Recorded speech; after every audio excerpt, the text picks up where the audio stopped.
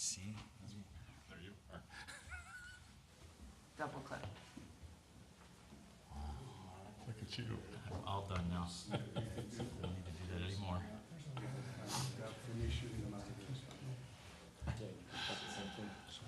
They got a little over a page. We're not waiting for anybody out here. Just Dave. Oh, we're not waiting for him. Well, I was gonna say, he ain't gonna be here. We're gonna get started. Okay. I think we should get going. We're ready. Okay. Good evening, everyone. Welcome to the Vernon Hills Park District Board meeting of May 25th, 2017. In lieu of President Dorhofer being slightly tardy this evening, I'd like to nominate Commissioner Kessler as pro tem president for the evening.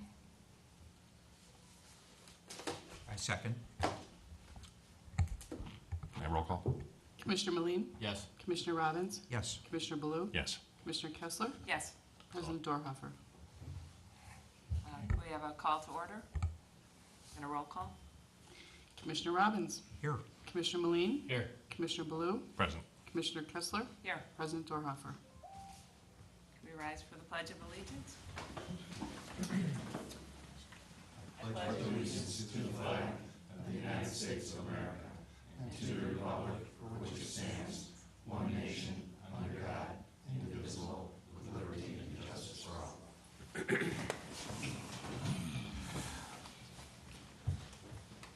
begin with the items under the omnibus vote agenda are considered routine and/or non-controversial and will be approved by one motion. If a separate vote on any one item is desired, it will be pulled from the omnibus vote agenda and voted on separately. Minutes of the omnibus agenda for this evening are minutes of the regular board meeting, April 27, 2017, minutes of closed session, April 27, 2017, minutes of the special meeting, May 3rd, 2017, and payables Les Granger and payroll through May 25th, 2017 in the amount of $971,453.60. Could I get a motion to approve? So moved. Second. Is there a discussion? Roll call? Commissioner Meline, Yes. Commissioner Baloo, Yes. Commissioner Robbins, Yes. Vice President Kessler. Yes. Welcome visitors and guests. Do we have any time for public comments? Okay, well, you wait on your reports later. Now for the financial reports, period ending April 30th, 2017. Has there been any changes or additions to the financial reports? None. Okay. We'll begin with the reports and communications, beginning with Executive Director Jeff Frugier. Thank you, Madam President.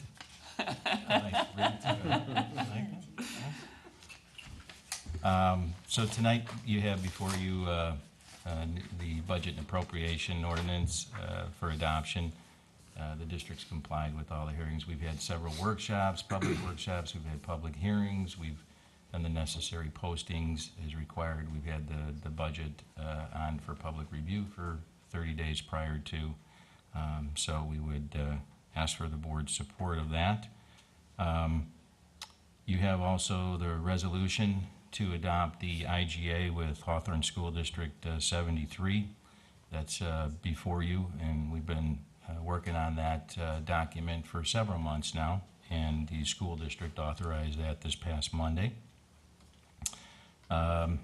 You've also got board officer elections on, the annual meeting this evening, and appointments of treasurer, secretary, and our council once again. We are going to be keeping in theme with our June meeting for the last few years, where we've held a outdoor public board meeting. So we'll be doing that in Grosse Pointe Park on Thursday, June 22nd, and that'll start at 5:30, opening to the public. The meeting will actually start at 6:30, but we invite the public to come out, and we'll have some refreshments and some food, and obviously we're there to also just get feedback from our local area residents, specifically in Grosse Pointe. We try to move from park to park throughout every year on that. There was pretty extensive information in your packet on just our board administrative policies that we would ask you, hopefully you reviewed. And if you have any questions on that, we'd be happy to answer that. Other than that, that would conclude my report for this evening. Thank you very much. Any questions? Next up, Recreation Superintendent Tom Ritter. Good evening. I wanted to highlight a couple of upcoming special events. On Saturday, June 10th, will be our annual Kids Fishing Day over at Century Park. It starts at 9 a.m. We do have registration now. We usually end up with 50 or 60 kids. We continue to partner with the Libertyville Fishing Club. They do a great job teaching the kids the fundamentals of fishing. And it's just a nice morning of fishing, and we always give out some prizes at the end of the day. So if anyone's interested in bringing their children out, registration is open right now. Later in June will be our 8th annual family campout at the Aquatic Center. That will be held the evening of June 24th, and it's an overnight event, so it carries, obviously, since it's a campout, carries over to Sunday morning the 25th. We get about 250 participants each year, taking up about 60 tent spaces. We put them all out in the back of the Aquatic Center. It's a pretty cool site. They get dedicated swim time for 2 hours. We have a campfire with s'mores. We show a movie, which this year will be The Secret Life of Pets. And then it's lights out at 11 o'clock. So we encourage people to sign up soon. That one gets close to filling each year. One of these days, we may have to actually start taking a waiting list because there's only so much grass space out there. We are bringing back our annual Movie in the Park series that we do 3 times in the summer, June, July, and August. The movies are held at Deer Path Park at the north end over at Warrington Park. And the 3 dates for this year are June 30th, July 28th, and August 25th. Each movie, they're all one word. The June movie is Sing, the July movie is Storks, and the August movie is Moana. We have an 11 by 20 foot screen that we put out there, a portable screen with a good sound system. It's a very good viewing experience. So if anyone wants to come out, it's all free. We have some snacks out there, usually a couple sponsors as well. And we are pleased to announce our 7th annual Little Bear Rib Fest. We have our lineup of entertainment. This year the event is Friday and Saturday, August 18th and 19th. Friday night the opening act will be Billy Flynn, a Chicago blues artist. And the feature artist will be Lurie Bell. Lurie Bell is an award-winning blues guitar player. His dad was a pretty famous harmonica player named Carrie Bell. And he's up for actually a Grammy nomination for an album he's released recently. So this should be a good Chicago blues night. And on Saturday, the Red, White, and Blues Band will kick us off to get the crowd going. Laura Rain and the Caesars are out of Detroit, Michigan, will be the second act, and the headliner will be a 3-time returning artist that's always been highly recommended. I love her. Her name's Danielle Nicole. She's been here twice before with her brothers in a band called Trampled Underfoot, and they've kind of gone their own ways to try new things. So she's out there on her own with her own band, but she's a she's a bass guitarist, incredible singer. Again, that's Saturday night. We're looking forward to the Aquatic Center opening this weekend. I just hope it warms up. We're supposed to have a little bit of warm weather this weekend. We'll see how that goes. But our hours of operation will be from 11 a.m. to 7 p.m., Saturday, Sunday, and Monday for the holiday weekend. And then until we get into the camp season, which starts June 12th through June 11th, our hours of operation are 11 a.m. to 7 p.m. weekends and 4 to 8 p.m. weekdays. In addition, we'll be resuming our adult water walking and lap swim program at the Aquatic Center. That starts June 12th as well. We have that program 7 days a week, Monday through Saturdays. It's from 8 to 9 in the morning. And on Sundays, it's from 9:30 to 10:30. It's a $5 admission, daily admission for residents. We also will continue our parent-taught swim, which is from 9 to 10:15, Monday through Saturday morning. We've been doing this for a couple years now, but we work with the University of Illinois Extension Master Gardeners program in Lake County. We're offering 2 free gardening workshops. One just took place at Century Park North Pavilion. It was vegetable gardening. And next Wednesday, May 31st, from 6:30 to 8, we're doing a container gardening class. We usually get between 15 and 30 people to show up. It's free. We do encourage them to register so we can just be prepared for how many people. They can go online to register for that event. And again, we can take up to 50 people, and that's next Wednesday, the 31st at Century Park North Pavilion. And finally, just one thing to add to my report. I just wanted to thank, there's a lot of people. I'll just say in general, the township, the village, Hawthorne Mall, Park District, staff, volunteers, and the residents for coming out. We had 622 cars come through our Recycle-A-Rama event this past weekend, May 20th at the mall. We've been doing it every year for several years now. We usually get 400 cars. Last year, there was a lot of concern that recycling was going away, and the demand was extremely high. We had 800 cars. But we still had 622 cars in 3 hours, and it was a disaster of rain. It was a terrible day to work, but it went really well. It went really well. So a lot of people, like I said, put in their time to help, and we really appreciate their efforts. And finally, I just wanted to welcome our intern for this summer, Mia Poliski, sitting in the crowd here. She's a Vernon Hills resident, goes to the University of Missouri. Is it U of M or MU?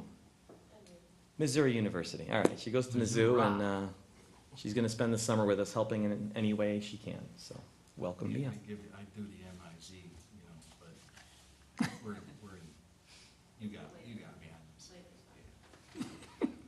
on That's my report. Moving right along. And that's my report, unless you have any questions. Wonderful. Any questions? Okay. Next up, Park Superintendent James Kim. Good evening.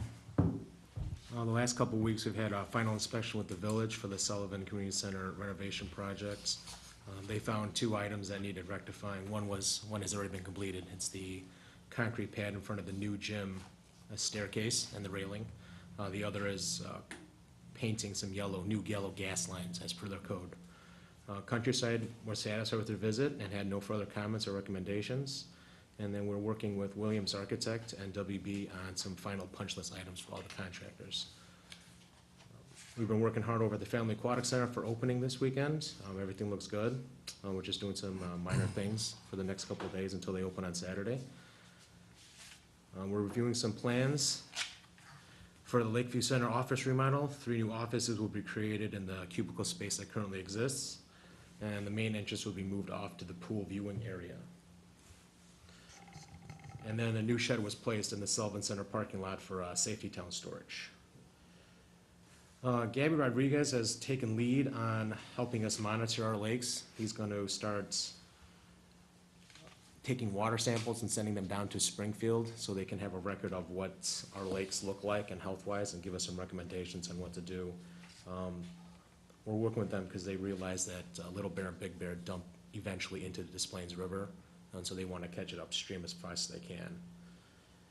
And then finally, we're replacing playgrounds at Lakeview Center and Hawthorne Club Park, so if there's any requests or something you'd like to see at any of the playgrounds, at these 2 playgrounds, I'm open to any comments, and then we'll be probably posting something on Facebook or on our webpage for some public comments. And that concludes my report. If there's any questions. Bruce? James, the construction at Lakeview is just a 2-week project? No, it's from the time the staff are asked to leave and they can re-enter is about 4 weeks. So they're gonna build 3 new offices where the cubicles are. And then make the guard's office about half the size, so we can add a hallway. And that won't disrupt members coming in or leaving or? No. Members may not even notice that it's happening, because we're doing shutdown August 7th through the 11th. I have a quick question on the Hawthorne Club playground. Will we be having some events out there to get feedback from the residents? That's something we've looked at, yes. Probably sometime in July, get some feedback for the designs, and then we come with the board meeting, or somewhere in August. Right. Okay, thank you. Mhm. Next up, Marketing Communication Manager Cheryl Buman. Good evening. Our fall brochure is currently being created. We will also include our annual report in the center of the brochure. It will be mailed to residents the week of July 31st. We are all signed up to be in the annual Vernon Hills July 4th Parade, We'll have a marching band and a Joel team, and we'll be sponsoring the entertainment at the Arbor Theater in the evening. Bubbles are ordered, and also the bubble machines. We're all set. Our current promotion at Lakeview Fitness Center is the Student Summer Fitness Pass. Students, high school or older, 14 years to 25 years old, can purchase a 3-month membership, valid May 1st through September 30th. This is being promoted through print, press releases, and social media. We have just a fun day at the pool, just celebrating that school's out. So we're calling it School's Out, Pool's Open. It's on June 8th, Thursday. It's a weekday from 4 to 8 p.m. Everybody who visits the pool will get a free ice cream from Bobo's on that day. And we're encouraging people in our promotions to purchase your season pass prior to that day, so that would be your first day using your new season pass, unless you come this weekend, which we hope people will come Memorial Day weekend also. Another event that we have going on that I don't think Tom mentioned was our Mighty Kids Triathlon. That will be on Sunday, June 4th. It's a swim, bike, and run event for children 6 to 12 years old. You'll meet at the Lakeview Fitness Center for your swimming, and then you'll do your biking and running around Deer Path Park. We're asking people to pre-register by June 1st. Our RibFest website, now our old website, which was www.littlebearribfest.com, is no longer working, but if someone would still go to it, it will redirect you right away to our new site, which is actually on our Vernon Hills Park District website. It's a tab, but it takes you right to the home page of our rib set, and then as information comes available of our rib vendors and entertainment, it's being added, but it is live now. And all ticket sales will be on the day of event, so no prior ticket sales this year. So we are moving towards quickly for our district mascot. We asked all Vernon Hills staff what they thought our mascot should be. We got some really great answers, but unanimously it's going to be a bear, representing pretty much our Big and Little Bear Lakes. So we're asking staff and also the community to name our bear. So we've put it in school newsletters, it's on social media, and it's also on our webpage as a slide. So if you click on the slide, that will go right to my email, and you can just tell me what you think the name should be. People are already answering on social media. So we're asking people to give us our suggestions through June 8th, and then we will make a decision and announce what our he or she's name will be on June 10th. And hopefully this summer, hopefully in June, we'll have him or her all ready to go and being at our events. Jeff mentioned the park board meeting, and that is all I have for my report tonight. Any questions? Any questions? No, Disney probably has the rights, but Baloo the Bear probably isn't banned. So. Baloo the bear. Well, why don't you submit that and we'll take it Okay. into consideration. I'm sure you will. And what about a costume? How does that? You already got Well, it's not purchased. We're gonna, we have like 3 chosen, and some key staff here will go over it, and we'll choose one. It'll be a fun bear, not a scary. It's a happy bear. Wonderful, thank you. Next up, Lakeview Facility Manager Mark Purcell. Good evening. Just want to let you know some of the things that have been going on. We had a personal training promotion April 23rd through the 29th. We had 5 one-hour personal training packages for $199, and we sold 28 packages and generated $5,572 in sales, which was very well received. Cheryl already mentioned our kids triathlon. She's been doing a nice job helping us to promote it.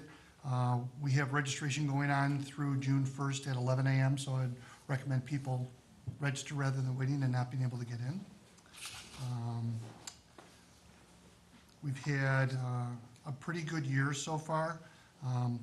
We closed the end of April with about a $10,000 surplus over budget, and I'm hoping that May will be a little bit better than what we budgeted, so I think it's going to be another good year for Lakeview. I also want to let people know that the Memorial Day holiday, we have hours of 7 a.m. to 1 p.m.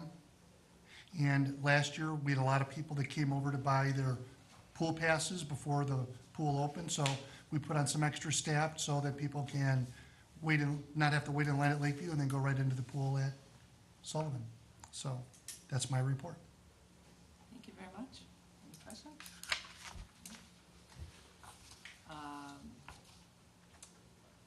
Any commissioner or committee reports? I don't think there are any. Unfinished business, we have none. So we'll move to new business. I would like to invite John Buckner to the podium from SRA CLC.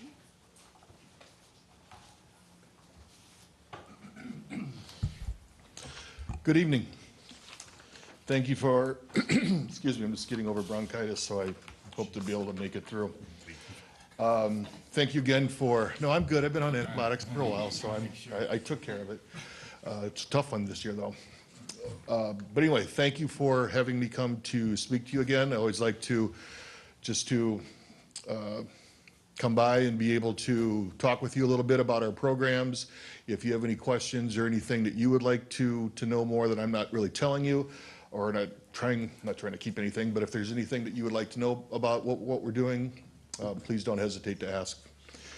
First of all, I just want to thank the board, Jeff, the staff, for really all that you do with us.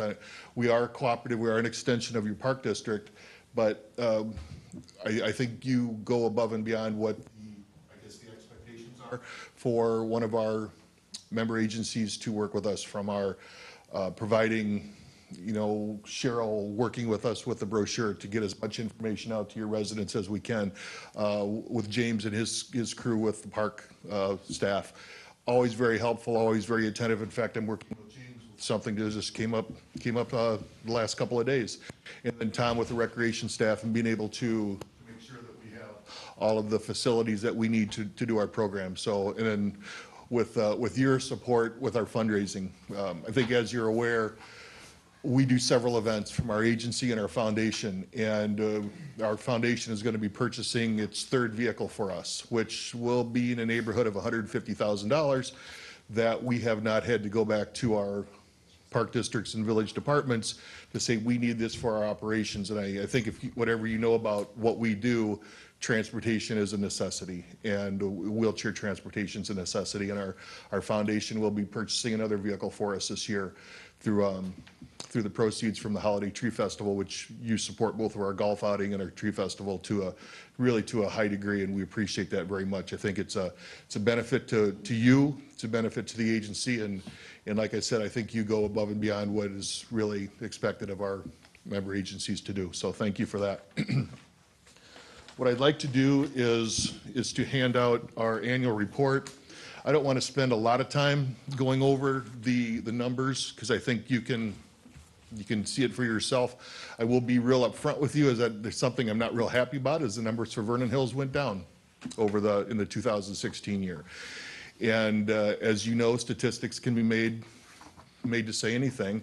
And I can say that the primary reason we discontinued a certain program called Leisure Education, where we went into the schools to try to promote more of what we do. We had a couple of classrooms from Vernon Hills that did participate in 2015 that we didn't have in 2016.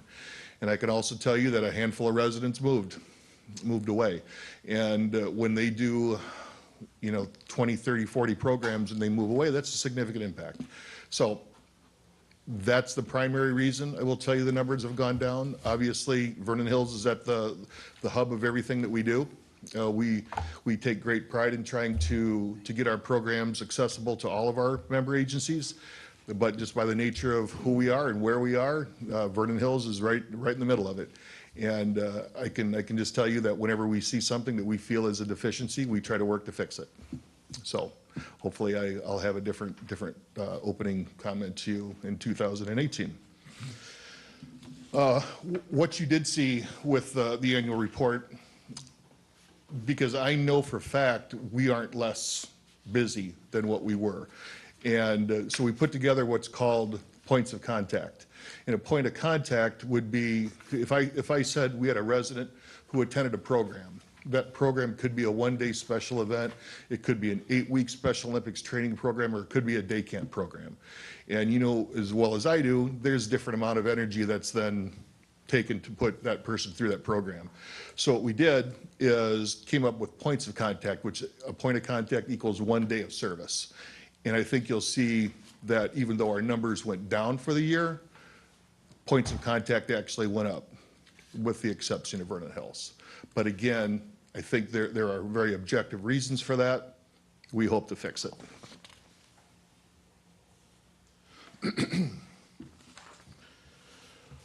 What I would like to touch on a little bit is some of the involvement that we're going to have in your park district this summer.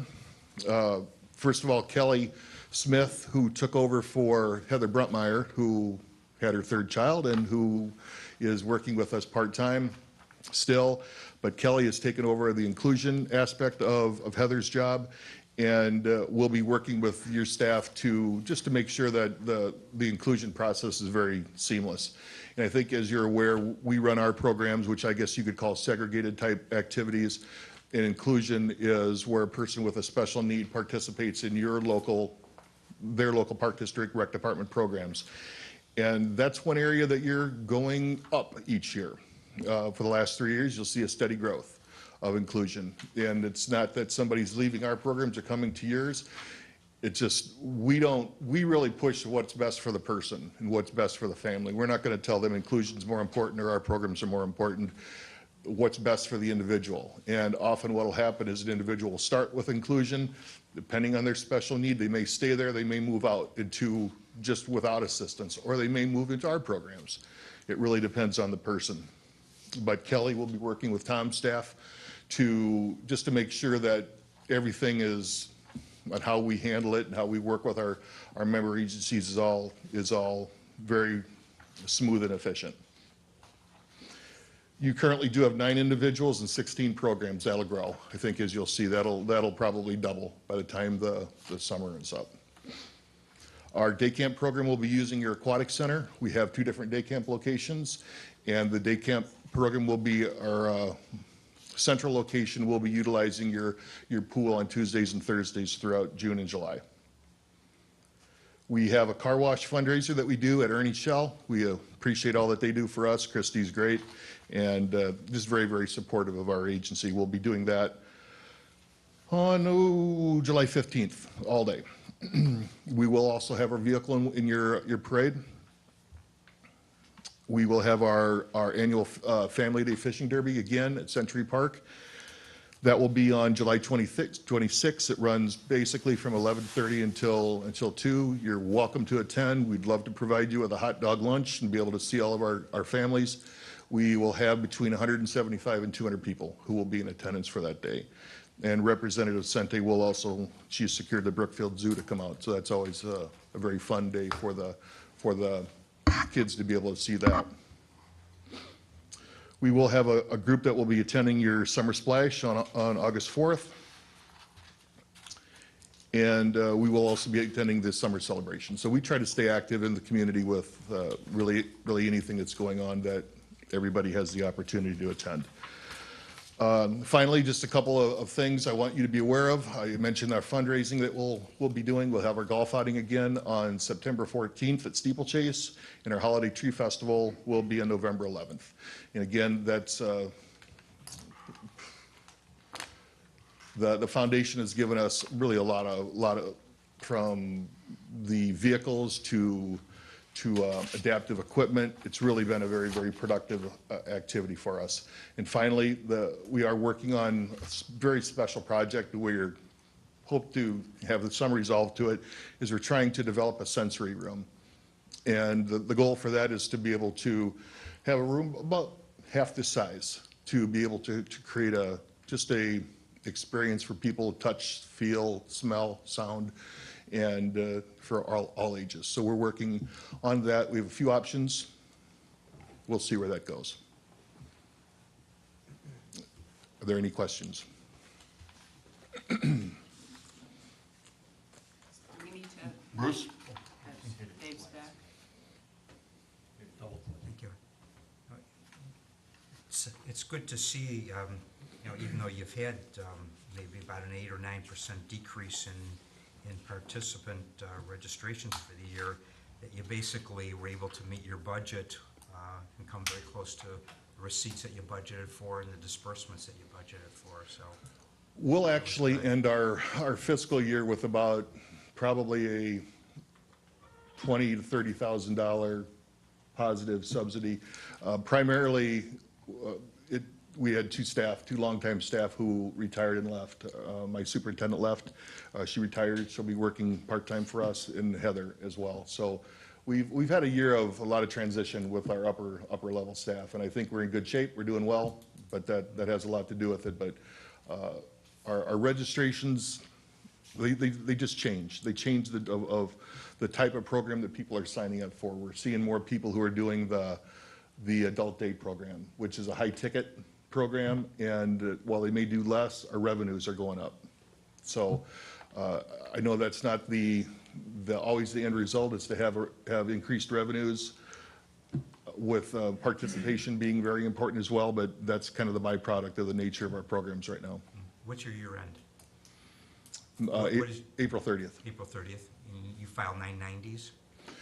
Yes, we have our audit that will be done in about 2 weeks. Okay, thank you. Any other questions? Nice to see you, Dave. Good to see you. Thank you very much. Thank you. Appreciate it. Thanks, Jeff. Next item on the agenda is the Sullivan Woods presentation.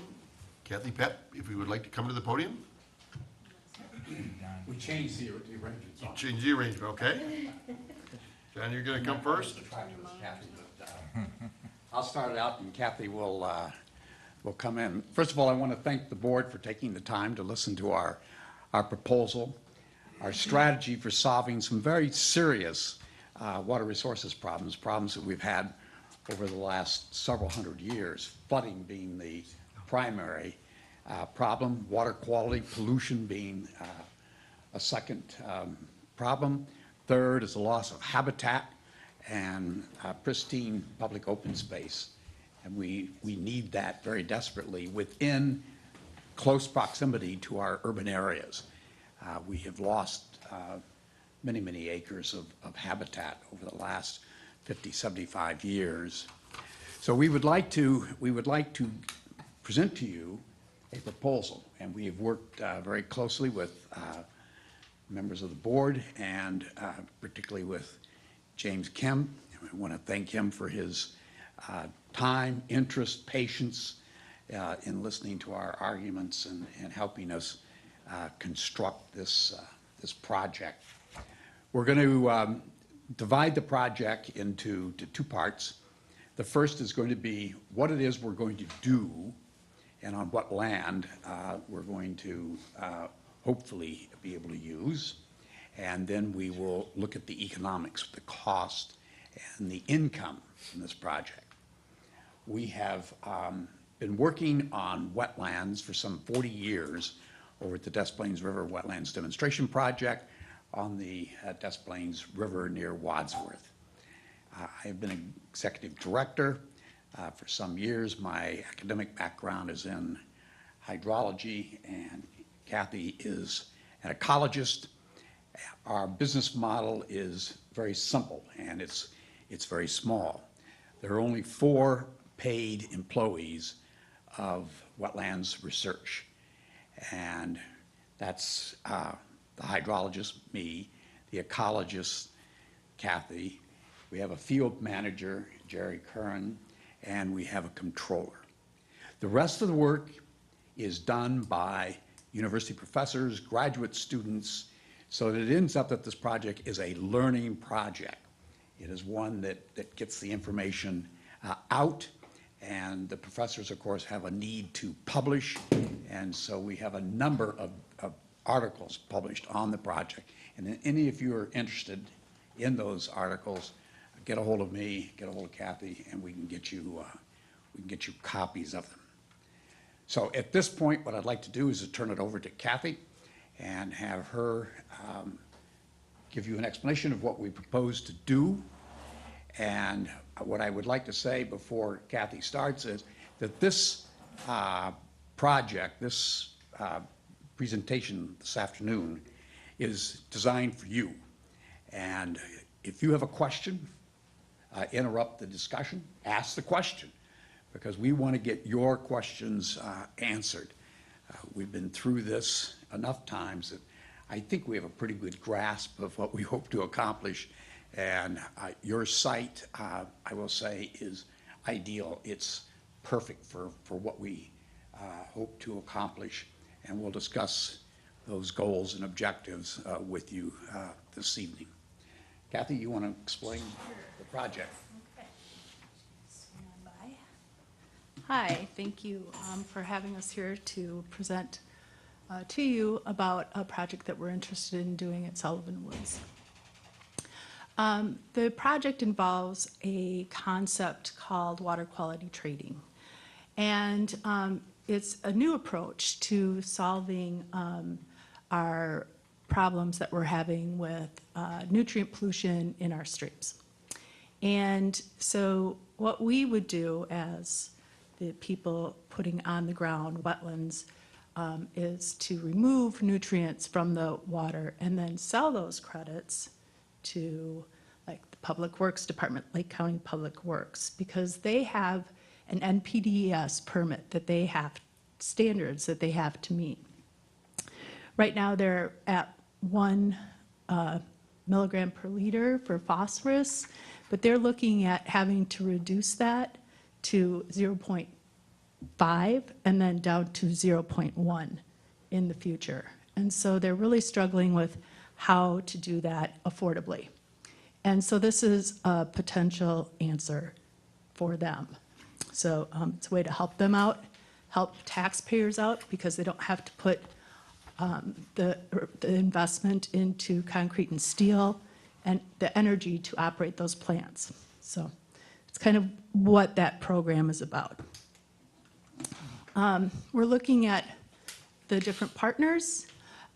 Would be the Vernon Hills Park District as landowner and credit seller. Wetlands Research would be responsible for doing the wetlands restoration, doing the research, and any of the operations and maintenance with the project while the project is on the ground, continuing. The Vernon Hills Public Works Department could be a credit purchaser, as they too have to meet NPDES permit standards. And they're looking down the road at having to meet standards for chloride as well as phosphorus. Kathy, can you, NPDES? Oh, the non-point source discharge elimination system. So it's what it is they all have to submit this to the Illinois EPA and have it approved for what they have to meet for their effluent discharges. So, so the Lake County Public Works would also be a potential credit purchaser to meet their standards for nutrients and potentially other pollutants. And the Long Grove Park District, we've kind of reached out to them because they are adjacent landowners and they could participate too as a landowner partner and credit seller if they were interested.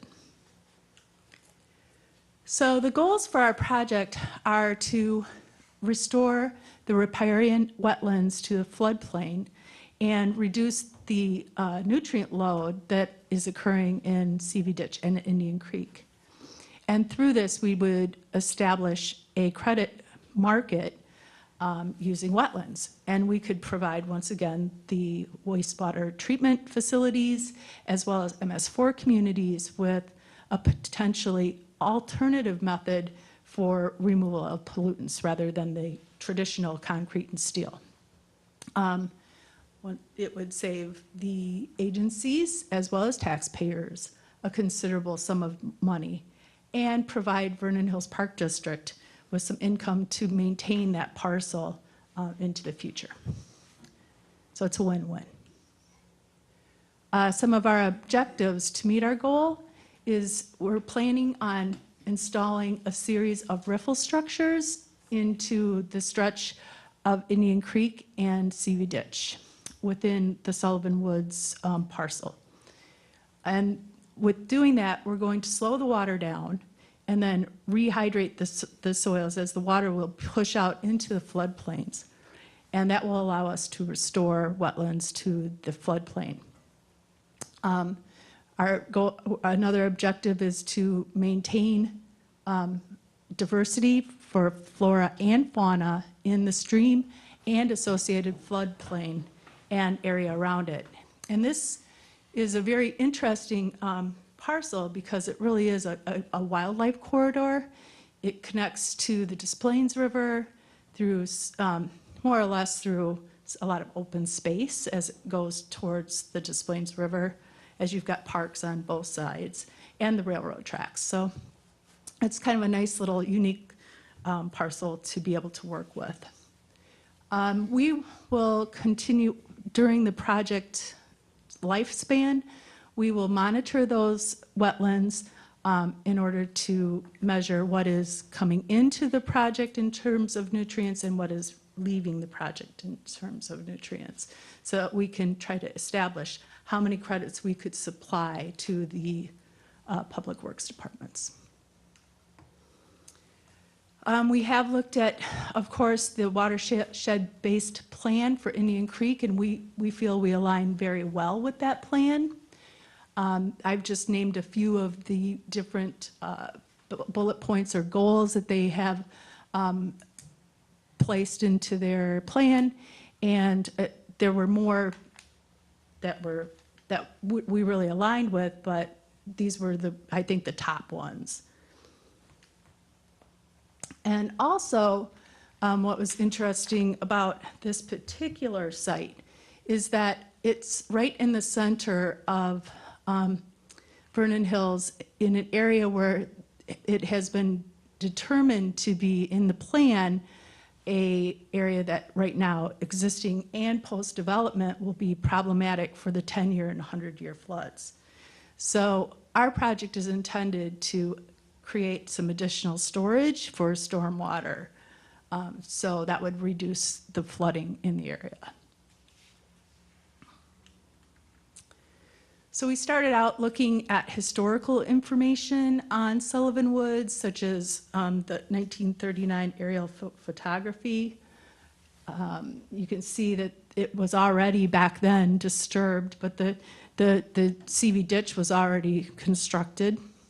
There was areas along the Indian Creek that were not farmed right to the edge of the water, and what we found later is that the plants that were present kind of suggest that that was a very wet area, as there were marsh and sedges and wetland grasses that were colonizing the areas along the streams. Not trees like what we think of today, because the trees kind of came in after the area was channelized. And so what you're seeing is really a reflection of the disturbance that has happened along our streams throughout the nation, really.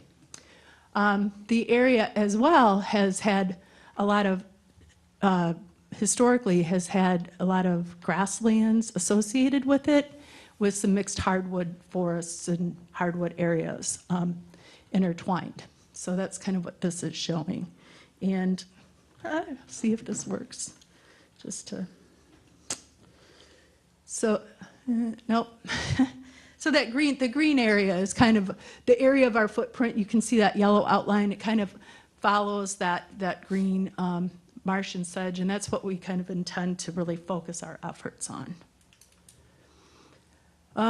Once again, we looked at hydric soils. Hydric soils are what are soils that are formed under anaerobic conditions because of the presence of water. And they too followed the stream and are present within our existing footprint. And that was confirmed through a lot of our investigations this past year. As we did a wetlands delineation, we found that there were approximately 4.75 acres of existing wetland within that entire footprint, and the existing wetlands are that kind of blue hatched area that kind of extends throughout the project area. There was one wetland is slated for preservation because it's a sedge meadow, so it's really a high-quality aquatic resource that we're interested in keeping within the project. So the three things that we really intend to do is restore wetlands back to the floodplain where hydrology is lacking, because you need three things for a wetland to be a wetland. You need hydrology, you need hydric soils, and you need wetland vegetation. And what we were finding that was missing in most of our investigations was the hydrology, and that was due to the channelization. Here, I just wanted to kind of give you an idea of if you were to walk out to CV Ditch today in Indian Creek floodplain, this is the type of landscapes that you would see. You'd see a honeysuckle canopy with little or no herbaceous layer on the bottom, so there'd be so much shading from the honeysuckle that there wouldn't be any grasses or forbs able to grow on the bottom of the ground. And where there are openings, a lot of that is dominated by reed canary grass, which is an invasive species of wetlands. But it also is very, it's invasive because you'll find it stretching out kind of away from the wetlands as well.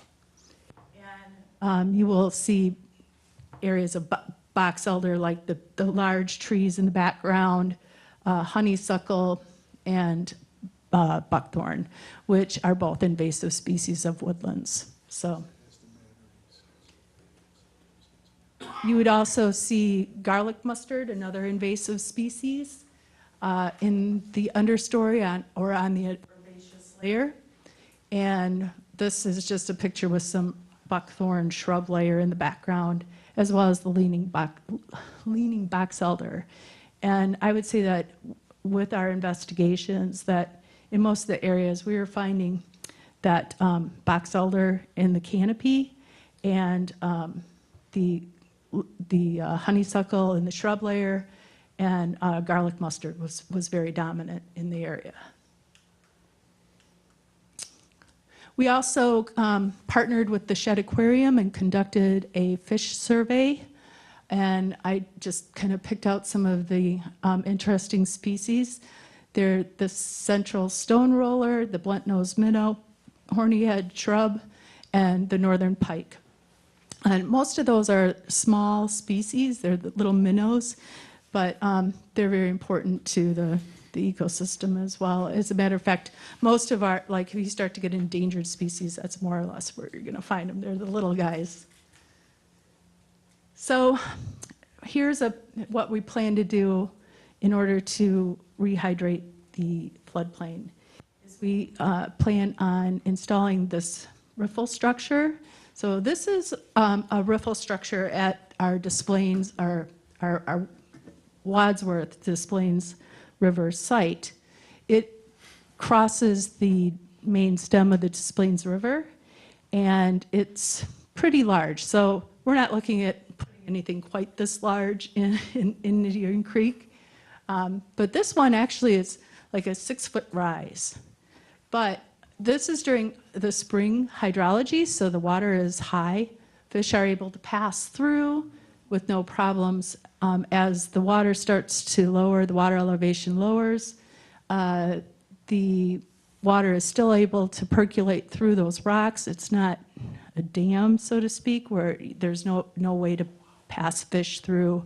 They can meander their way up through the rock riffle system. And it provides some additional habitat for other little aquatic creatures.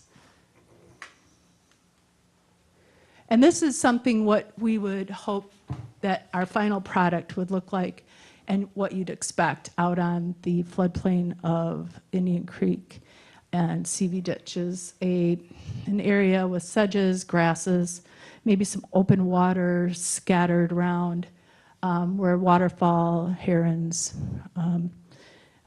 sandhill cranes could come and utilize, nest during the year.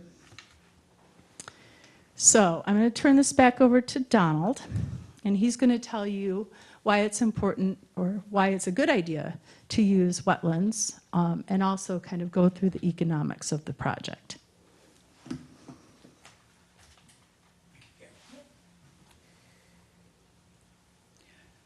We've already gone through the reasons for building wetlands and introducing wetlands back into our landscape, which is flood control, water quality improvement, open space, habitat, recreational areas. And we feel the project on Zee Ditch and Indian Creek will accomplish those goals.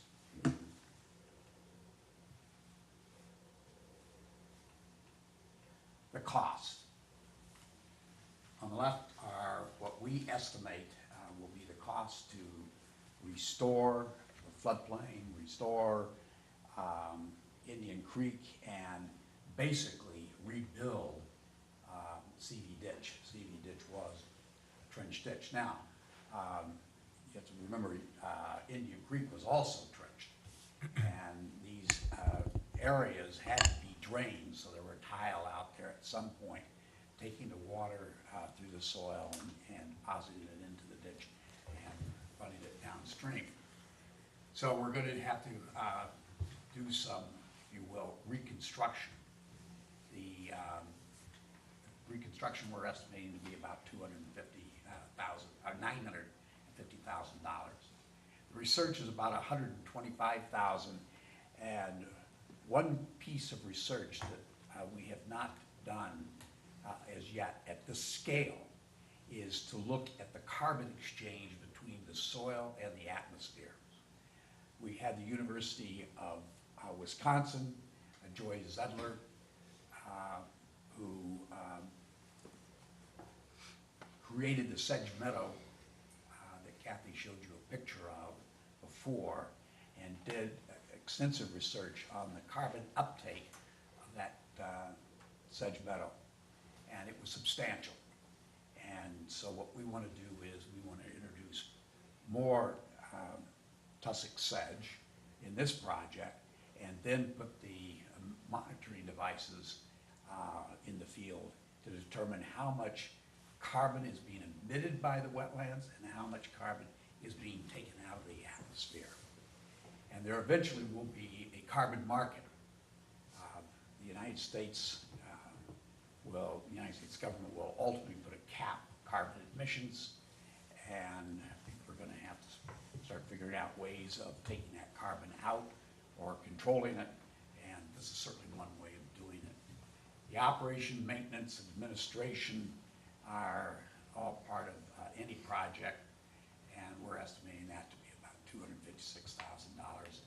Total cost of the project will be about $1,406,000, and we're estimating this project will take about 10 years. It'll take us a couple of years to get the permit through the Army Corps of Engineers, and we'll have a year, maybe a year and a half to do the construction. We want at least 5 years to do the monitoring, and then we have the reporting and so forth to finish up. Our income, we're looking at in-kind contributions from public works departments, from park department, and we'd also hope that we can would involve the community and have community volunteers assist in the restoration work. And so that's, we're assuming to be worth about $405,000.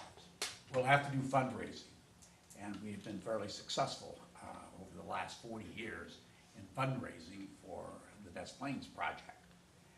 One of our foundations that has supported us over these years is the Dorothy Gaylor Donnelly Foundation. And we certainly have the Pritzkers, the Crowns, and others that have given us money. So we're looking to raise at least $730,000 in there from private sources. Then the nitrogen credit and phosphorus credit sales will be to the public works departments. We have contacted the US EPA and the Illinois Environmental Protection Agency, and they're both keen on the project.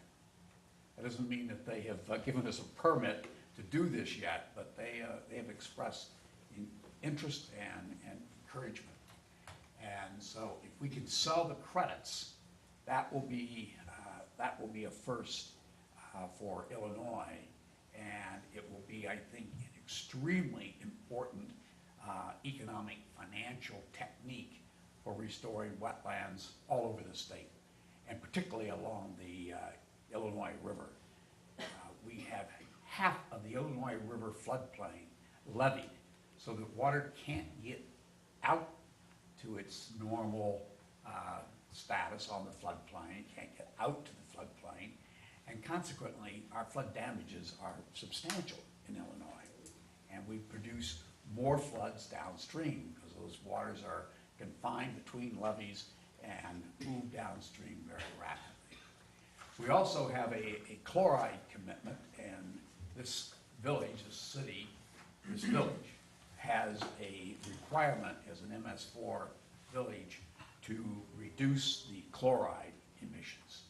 And we will be doing research on using plants to take that chloride up and then harvesting those plants and putting them in the digesters of the treatment plants to change the biomass into methane, which can be sold, and the effluent from the digester sold as a precursor for salting our roads.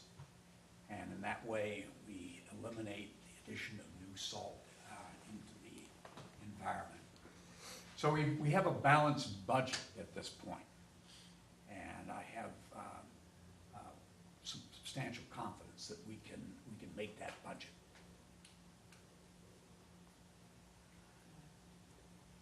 We have, based on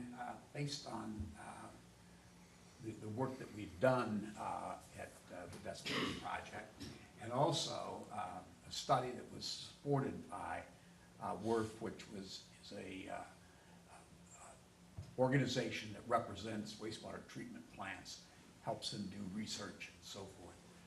We looked at the various costs and benefits of operating a system which we have identified as nutrient farming. And Kathy has a report in the background which we'll be happy to give you. We have only a few copies, but we can email a digital file to you, and there are several other reports that I think you might be interested in. So afterwards, if you'd be willing to share your email address with us, we'll send it on to you. Did I go backwards? Yes, Okay, so I did. next one. Okay, costs, You already did that one. You go to the next one. There you go. all right.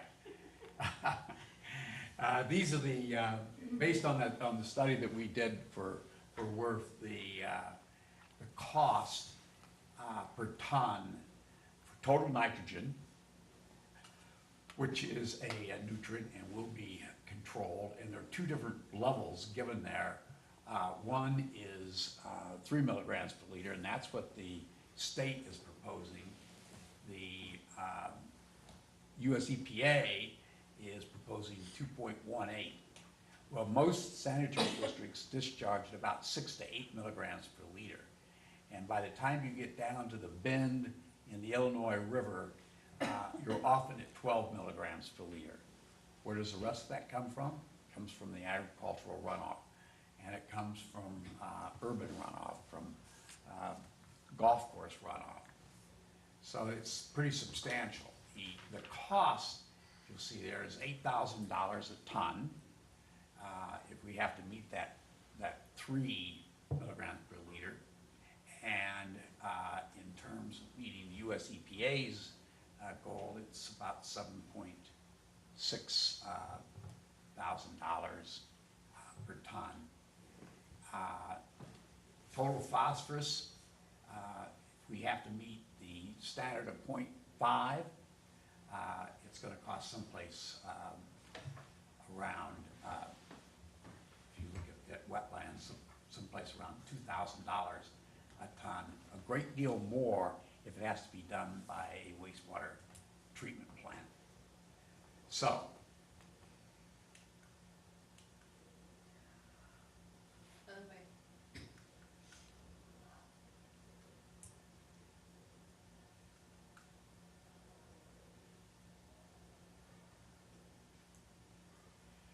based on the study, we looked at 7 wastewater treatment plants in Cook County. And the Water Reclamation District of Greater Chicago is it's the largest district in the United States, and it operates 7 treatment plants. For them to meet the state standards now, it would cost about $2.5 billion. If they used wetland credits rather than concrete and steel, it would cost them about $1.6 billion. So we could save about 50% of the cost. And that savings would come over to you in the same fashion. That if we could build the nutrient farms, as we're proposing to do on CV Ditch and Indian Creek, and produce the nitrogen and phosphorus benefits, we could save half of that money. We had a bank take a look at the tax impact, and they came up with about the same conclusion, which we would save about 50% of the tax increase necessary to cover the cost. And it was J.P. Morgan that did the study, and we'd be happy to make that study available to you as well. Any questions? Why us? Commissioner Blue, Why us? Pardon me? why us? Oh, why you? Yes. Well, I tell you, we looked around and looked at other locations, but Kathy Rigg was the primary reason. We were talking to her we were talking to her mother, actually, who was a commissioner of the Northeastern Illinois Planning Commission, which I had worked for, and knew her from that, and was explaining what research we were doing, and she knew of our project on the Des Plaines River, and she seemed to be very interested in it. So she said, you ought to talk to my daughter, and she'd be more interested, and she has proved to be very interested in that. So Kathy made some introductions for us, and we started exploring the idea. And I think your staff seems to be comfortable with what we're proposing. And as a matter of fact, the risk is really on our shoulders. If we don't come up with the money, the project doesn't get done. You haven't lost anything.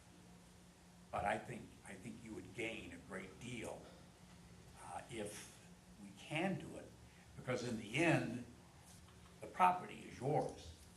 The improvements we make to it are yours. And if there is money earned by the sale of credits, that money is going to be yours, or at least in large part yours. We would like to be able to cover our costs, but not at the expense of you losing money. So you come out ahead regardless. And also Dave Brown had kind of talked to us about coming to you, thinking that we could help out with some of the problems you were experiencing on CV Ditch and Indian Creek, for having to clear out channels, et cetera, et cetera. So he was actually one of the people that I started to talk to originally. And he thought that we could probably do something positive to improve that area. Commissioner Kessler. Actually, I have a couple different ones, but my first ones have to do with the view that the homeowners will see. How much does that change? And also, by widening it, or the floodplain, I wasn't quite sure, does that affect our current path that we have in there for usage or anything like that? No. We'll make sure that the path remain. We may have to elevate the path in a couple of locations, but the path will remain. And our casual observation, what I mean by casual, we didn't go out with a transit and survey it, but we ultimately will. There seemed to be more than enough room for the wetted floodplain, the path. And of course, from our standpoint, we want the path there. We want people to be able to get down and see what it looks like and what it smells like, what it feels like.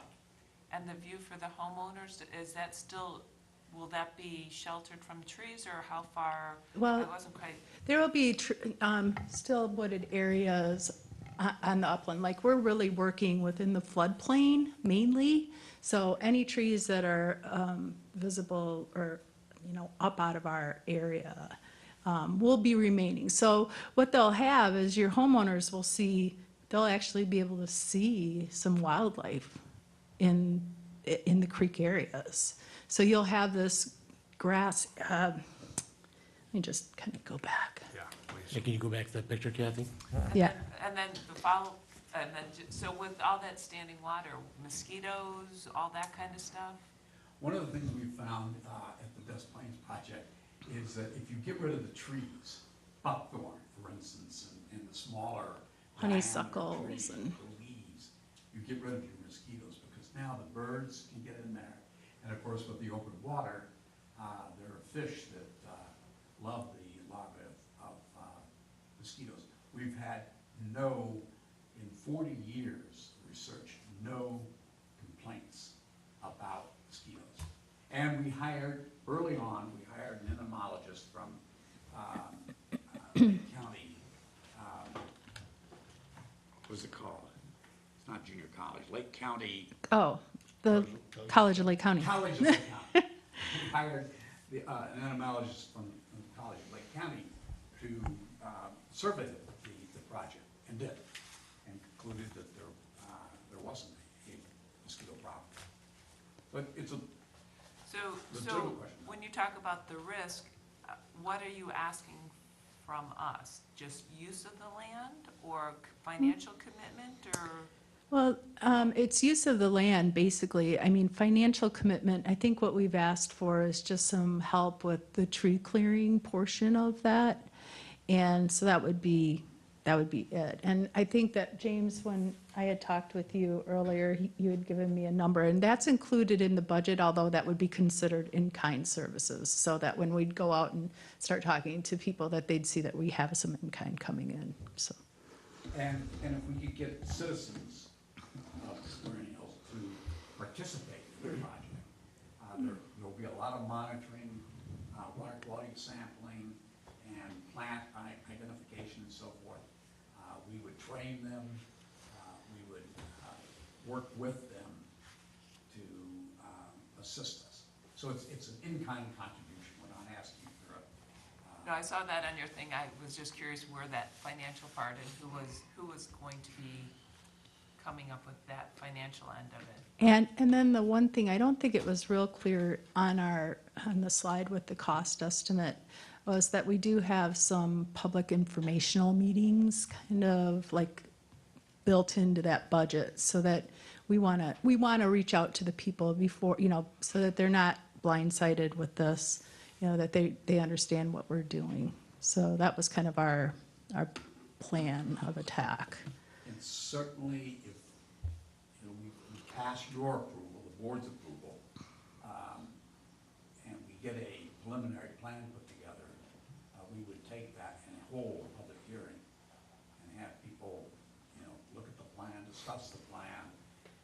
We also would like to invite the board and any of your citizens over to the research site, which is not very far away, at Wadsworth, and take a look at the land and sort of get a feel for what it's like. And so if there's a time when we can arrange that, and we can do it in small groups, we can do it, over 2 or 3 months, taking different groups out. And I was even thinking, like, if you wanted to do, it sounds like you have public meetings where you go out into an outdoor situation, that might be a good way to do it. You know, if you wanted to have some citizens meet up there, you know, that would be great. It would show them, you know, kind of what we were, you know, really give them that visual. Thank you. Commissioner Robbins? You keep on using the terms buying credits, selling credits. What credits are you talking about, and who are you selling it to, and who's buying it, and Well, let's, Tell me about that. let's talk about that, let's define that a little bit better. I agree, it's confusing, because this has not been done before. because when I hear credits, I'm hearing tax credits. That's right. Well, they're not tax credits. All right. As a matter of fact, if this were done by a regular corporation, as opposed to a 501c3, which we are, not a profit corporation, they would have to pay taxes on the money they earn. Now, what we're hoping is that we can show people that you can make money. And we were instrumental in starting a program called mitigation banking, where we would build wetland credits. We would build wetlands prior to them being destroyed. And then when a developer had to fill a wetland, let's say to get a road into his or her development, they would buy, that person would buy mitigation credits from us. And we've operated that for probably 15, 20 years. It's been very successful. And private corporations, private individuals have developed their own banks. There's one fellow who sold his interest in a very successful corporation, a family corporation, and he went full steam ahead building wetlands and selling wetlands. Credits. Those were called wetland mitigation credits. These would be the tons of nitrogen, the tons of phosphorus, the tons of pharmaceuticals, which is another thing that right now Northwestern University is looking into. What do wetlands do to the pharmaceuticals? Tons of carbon being stored. So we'd have to measure all those, and then we would sell those back to the people who put them in the water to begin with. And the US EPA, IEPA are getting very aggressive about these nutrients flowing down our rivers and into the Gulf of Mexico, because it's nitrogen that's causing hypoxia, or the dead zone, in the Gulf of Mexico. So you put a price on those credits, and then you find a purchaser of those credits. That's right. Well, what we kind of do, we kind of work, like, we're working right now with the Public Works Department of Lake County, and they've been involved in joint conversations with IEPA and US EPA about treating their nutrients in this fashion. These wastewater treatment plants are concerned that there's not going to be any way for them to meet the new criteria that the agencies are proposing that they can afford. And we're offering a relatively inexpensive method. So they're interested in that. And the tons of nitrogen get converted to tons of credit. And so, for instance, a ton of nitrogen is worth maybe about $7,000. And if they needed 5 tons to meet the standard, then that's what they would pay it. It will be on a monthly basis. But you're selling it to a not-for-profit. They don't need the credits. No, we're selling it to the water reclamation districts. Now, they're a government organization. Right. Surely, but they have to meet a certain limit. They have a permit, an MPDS permit, in fact, it's the same thing as MS4 municipalities, which you are.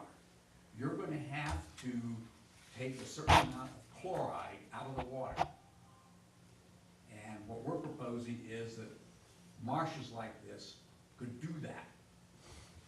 And so what we would do is we would sell the extraction of chloride, monitor it, quantify it, and then sell you that quantity to meet your requirements to the EPA.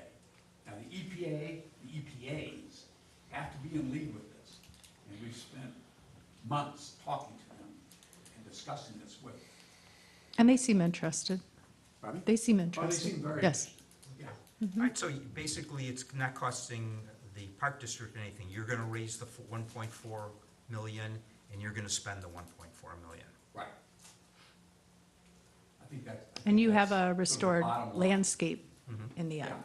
The only thing we're asking for is the in-kind services, which I think. What's your are- price on that? Well, we're doing that now, Yeah, it's clearing. Oh, I see. yeah. Okay. And and again, it all goes to improve the value of your land. And you have to make sure, you, as the board, have to make sure that that's what's happening. Because you don't want to be stuck with something that, you know, you think is not worth, anything. But you can go over to the Lake County Forest Preserve District and look at the restoration projects that we've done over there. And we have a whole strip of them along 41, and it's pretty amazing how well they have survived. And what we did was, and we do the same thing here, is we gave 10% of the proceeds to the Forest Preserve District. They put that in a fund to cover future monitoring and management of the landscape. And that was for mitigation banking. And that was Yeah, mitigation. that was mitigation banking, Right, so. it wasn't this. This is, to say, a new idea, a new take on that idea, that concept. Thank you. Commissioner Blaine? You don't have to go into great detail, but I'm just curious, fundraising, I mean, you're looking for 50% of this budget is fundraising. What, just in general, and again, I'm not asking you for, what were your idea, I mean, what kind of fundraising would you do? Well, the I first mean, would person, you actually go to commercial entities and get donations? Would you do, or do you have that planned out? well, we have it sort of planned out. And I understand you don't. But, well, it's okay. 'Cause we've been in that business for about 40 years. And for instance, one of the big fundraisers, one of the big contributors to our project at the Forest Preserve District was Gaylord Donnelly. And Gaylord Donnelly, I guess, yeah, up the road a little. Okay, so you're basically talking of going either to commercial or to philanthropic Yeah, foundations. foundations or people? Right. Okay, that's all I needed. I was just Well, curious. Thank you. let me give you one other take on this, is that in talking to Gaylord and actually talking to his son Strondana, which unfortunately contracted cancer and died about 2 years ago, but it was that it would be an in-kind contribution. In other words, they would invest their money in our project, and they would get paid back. It was a sort of in-mission contribution. If the idea fails, then they take it off of their 5%, which they have to subtract from the foundation every year. They have to spend 5% of their money every year, give it away. So if the whole idea fails, well, okay, they don't completely lose, they get paid. But what we're looking for is, quite frankly, a viable financial strategy that can go to build more wetlands. We need about 14 million acres of restored wetlands in the upper Mississippi River to avoid the $16 billion that we lost in '93 to the flood.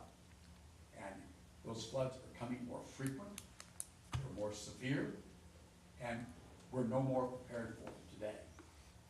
And what we're looking for are strategies that will avoid those losses and provide us with additional benefits. And habitat is certainly one of them, and having it close to home is another. You know, it takes people about 7 hours to drive up to northern Michigan or northern Wisconsin. 7 hours. If they could just drive, an hour and get onto the Fox River or get onto the Illinois River to a savings that would be. And what a benefit to everyone here. Okay, thank you.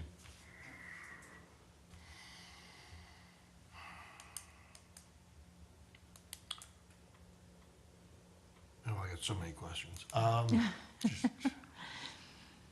Well, we have a lot more time. We- Not tonight, Not we'd be happy to stay here longer tonight, but anytime when you come up with a question, feel free to call us. And what we'd like, if we could get a card from each one of you. And I have my card too.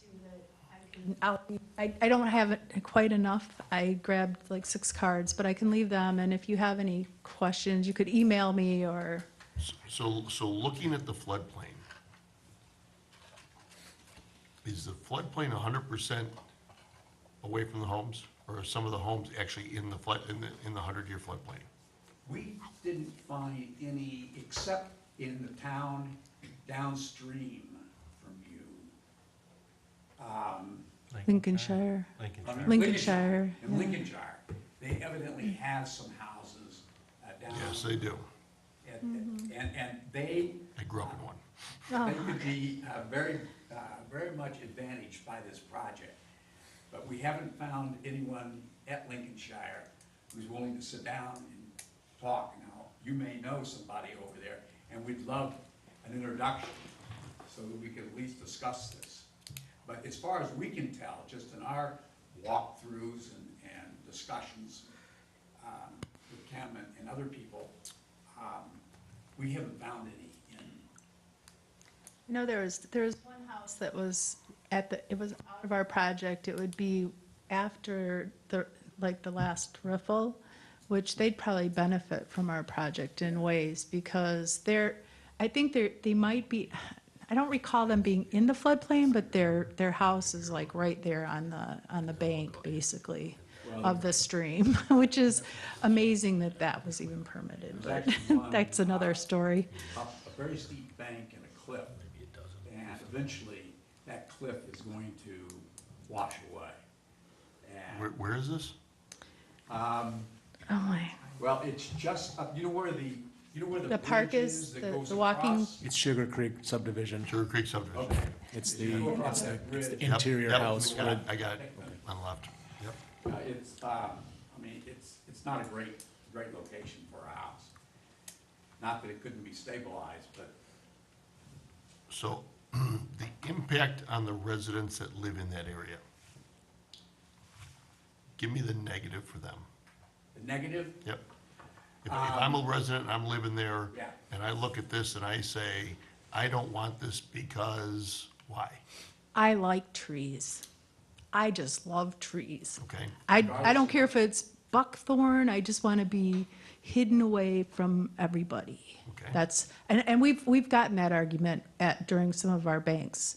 And so we understand that, you know, that there's people who value trees over other landscapes. And that's, I would say that's your biggest downfall. But they'd be trading it off with, you know, something else. So, and I think it would be a beautiful landscape in the end, for the end product. How long from the time it's work in progress to beautiful landscape? How many years are we talking? we're probably talking 2 or 3. Okay. We could do the construction very quickly. One other issue there may be, and that is with mosquitoes, and that's why I brought it up. We had a person at, near Wadsworth, whose mother had encephalitis. Well, we're really too far north for that. But again, we had our entomologist out there, and he didn't think there'd be a problem, and there hasn't been a problem. In fact, there are more mosquitoes in the forest preserve itself. I don't know if you've ever walked through the tree forest preserve after a little bit of a rain in the summer, and it's just loaded. And one of the reasons is because the birds can't get in to get the mosquitoes, where Larvae. in open areas like this, the birds have no problem. And you should see the birds, in fact, you should see the river swallows when the insects are coming out of the river. They're just all over the place.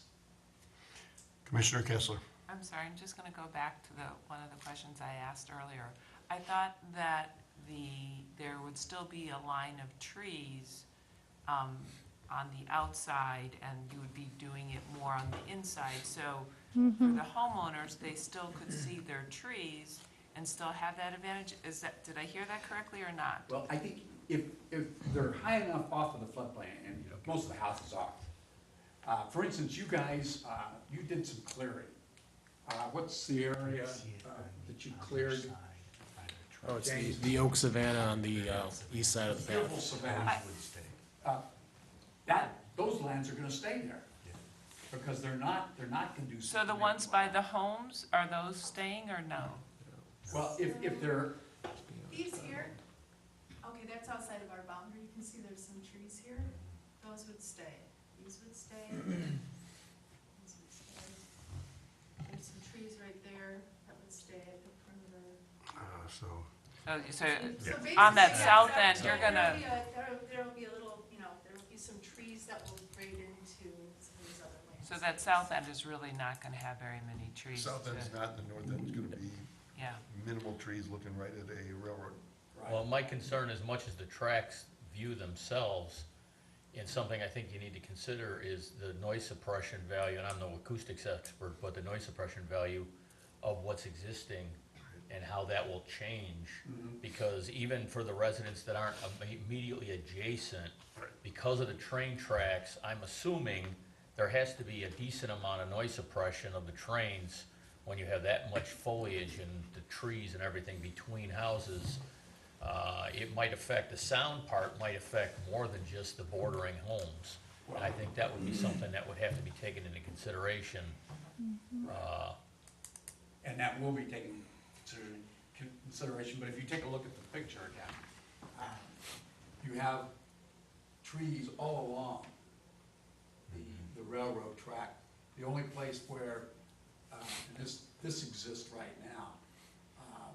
No, I understand, but it's just like insulation. 1 inch is better than, or 2 inches is better than 1 inch. So Right. the fact that you have a line of trees as opposed to an acre deep of trees, it's certainly gonna change that to some degree. Again, I'm no expert, so it might be minimal, but I think that if I'm a homeowner, It's a consideration. I would wanna know how much that's gonna change before you did it, to find out, oh, by the way, where you barely could hear the train before, now you're gonna, And I You're think gonna hear it that's, in your I think family that, room, you that know? would be something that could be addressed during one of the public meetings. And I'm sure there's gonna be questions. There's gonna be questions about mosquitoes. I know that we were working with a developer on a subdivision who they wanted to incorporate wetlands in their project, and that was one of the big concerns, was the wetlands in there. And they wanted to do a lake, and I was like, well, given the fact that we didn't really think they were gonna be able to sustain a lake, they were gonna end up with a real cesspool on their hands. And they'd have probably even a worse mosquito problem, given that scenario, than with a wetland scenario. So, I mean, yeah, there's gonna be definitely questions that the public's going to have, and I think that's why we've tried to schedule in some public meetings so that we can address people's concerns. The other thing you have to recognize is that these houses are built fairly high up, and houses along in here, and where do we cross, someplace in here, these houses are all high. The trees aren't providing much of a sound barrier to the railroad track, because they're above it. I don't know if you've ever visited the Chicago Botanic Gardens. They built this huge wall around it, and I don't know how many millions of dollars they spent on it. But when you're in the main building, you're standing above that wall, and so you hear all the noise. The only people that are protected, or the only people that are protected from that wall, are the people that are walking down low beneath the top of the wall. okay. So, we'll take that in, I think it's important, we'll take it into consideration, of course, and we'll make design adjustments accordingly. Yeah, and I guess I just want to add really quickly too, is that a lot of the trees that we were finding in this area are they're secondary growth trees. Most of them were Lonicera, and they were, probably maybe 10 feet tall at tops. So it wasn't like you had really, really tall trees, like canopy trees. They were more like sub-canopy. So you're not missing these huge, like, oaks, so it's, yeah. So it's a kind of a different level. But yeah, I mean, it's something we definitely have to take into consideration. Commissioner Kessler. Okay, last question.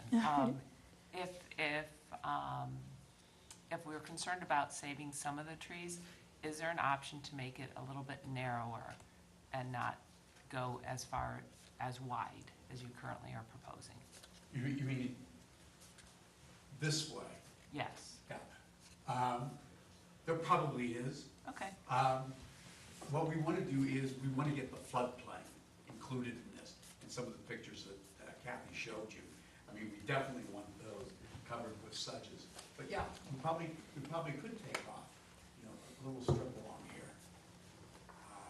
Okay, just wonder if that was an option. No, Thank you. And This line is not set in stone. And also, I know that I talked to James, and we were planning, especially over on the east side of the project, or northeast side of the project, that there were some trees that they have marked for saving. So, and we were planning on working very closely with the Park District and James and his crew to decide trees that needed to be maintained. Thank you. All right, where do we go from here? Tonight was just information. And right now, we're doing clearing. We're doing clearing on our own. We're doing that, well, it's a contractor that. Yeah, but I mean, it's Yeah, us doing it as part of our normal. Right, we it's budget- in it's in our capital Yep. plan over the next couple of years. We've got dollars allocated to continue to do the clearing, to kind of start the process. As, Don and Kathy alluded to, it's a long process. There's a lot of partners involved. They're working on that. So, I think once all those kind of efficiencies align, then, we come back and we see where we're at. But, you've got kind of, we talked to them about, I made sure they pointed out the financial impact, because I knew the board would be very interested in that. And not second to the property owners and the concern of the property owners, in making sure that we have probably more than one invitation to those, particular residents, because some of them they're not Vernon Hills. You've got Long Grove property that is along there as well. The Public Works Department, Dave Brown specifically, he's been very engaged in the process. I think if you guys go over to, is it Hazeltine? Oh, Hazeltime over by Hawthorne Melody Park. Over in Hawthorne Melody Park, if you go off that there was a project that was done there 5 years ago, maybe? 6 years ago, yeah. Which is a nice restoration project. behind It gives you kind of, it's a little bit different in terms of the makeup of it, but that's kind of a good place locally if you want to see something. That was a nice restoration project that the village did. That just off the walkway on the other side of the It's trees? to the west of Hazeltine. So if you go east, you go to our park. If you go left, you'll see the Oh, stream. okay, right, yeah. Yeah. there's a little It goes bridge out to there. Right in the Butterfield. backyard of some of the, gotcha. Yes. I know where Townhomes you're at. there, yeah. So that's. Yeah, they weren't real happy, our neighbors weren't real happy about that. And they complained about it because It changed their view, it changed their privacy, it changed, I happen to know 3 people that live right along that. Yeah, heard a lot about that one. privacy is an issue. Privacy is always an issue. Well- People buy these houses with the clear understanding that it's never going to change. And they've got it in writing 1,000 times over, but, we gotta do what's best for everyone involved, so it's worth pursuing, taking the next step. So, thank you very much, appreciate your time. Thank you. Next item on the agenda, item C under new business. Agency Administrative Manual Review Board Policy. Could I have a motion to approve the Board Policy Section 1.0 of the District Administrative Policy and Procedures Manual? So moved. Second? Second. Discussion? Quick question. Yes. Commissioner Blue? At the end, there was something signed by a previous board, is that right? Or was that something else? Oh, that's the ethics ordinance. That was the ethics ordinance, yeah. We voting on that tonight? No, that was just included as a demonstration of conflict of interest. It's referenced in, I think, 1.06 of your manual. Okay. I was just So it's a wondering, supplemental document. just supplemental, Right. okay, does it have to be updated? No. Okay, that was it? The ethics? Yeah. No, we did that 2 years ago. Probably did it longer than that. It's been around for a while. Yeah. Okay, that was my only question. Any more discussion? Roll call. Commissioner Meline? Yes. Commissioner Blue? Yes. Commissioner Kessler? Yes. Commissioner Robbins? Yes. President Dorhofer? Yes. Next item is the agency ADA transition plan. At this time, the board would like to invite any comments or suggestions regarding the ADA transition plan. Executive Director Fugero, have you received any public comments and or suggestions related to the Park District's ADA transition plan? No, I have not. Residents are welcome to contact the Park District through June 5th with any comments or suggestions related to our ADA transition plan. Please, if you have any comments, we'd love to hear them. Next item on the agenda, the Budget Ordinance 517. Can I have a motion to approve Ordinance 517, making a combined annual budget and appropriation of funds for the Vernon Hills Park District for the fiscal year beginning June 1st, 2017, and ending May 31st, 2018? So moved. Second? Second. Discussion. Roll call, please. Commissioner Meline? Yes. Commissioner Kessler? Yes. Commissioner Robbins? Yes. Commissioner Blue? Yes. President Dorhofer? Yes. Next item is Resolution 7-17, a resolution approving the terms and authorizing the execution of an intergovernmental agreement lease between the Board of Education of Hawthorne Community Consolidated School District Number 73 and the Vernon Hills Park District. Can I have a motion to approve Resolution 7-17? So moved. Second? I second. Any discussion? Roll call, please. Oh, wait. Hey, Oh. just- Bruce has a. I'm sorry. Commissioner Robbins, Yeah, I'm just, used to a noise. I know we had a number of questions and issues that we wanted changes in the original and the second documents. I just was wondering if all the changes have been made that we had asked for. Yeah. Yeah, we are up to date. Great. Any other discussion? Roll call. Commissioner Kessler?